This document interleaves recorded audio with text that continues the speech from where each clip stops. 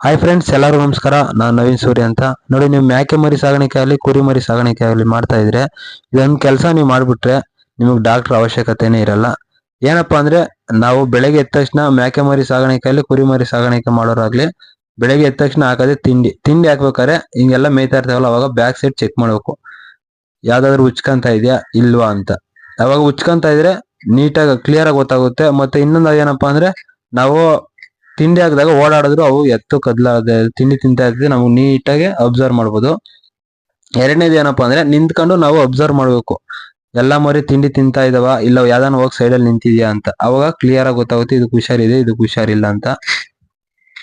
ಈ ಟೈಮಲ್ಲಿ ಮಾತ್ರ ನಾವು ಚೆಕ್ ಮಾಡ್ಕೊಬಿಟ್ರೆ ಡಾಕ್ಟರ್ ಅವಶ್ಯಕತೆನೇ ಇರಲ್ಲ, ಪಕ್ಕ ಚೆಕ್ ಮಾಡ್ಕೋಬಹುದು ಈ ಟೈಮಲ್ಲಿ. ಮತ್ತೆ ಇದೇ ರೀತಿ ವಿಡಿಯೋಗಳಿಗೆ ನನ್ನ ಫಾಲೋ ಮಾಡೋದು ಮಾತ್ರ ಮರಿಬೇಡಿ. ಮತ್ತೆ ನಿಮಗೆ ಸಾಕೋ ಮರಿ ಬೇಕು ಅಂದ್ರೂ ನಾವು ಕೊಡ್ತೀವಿ.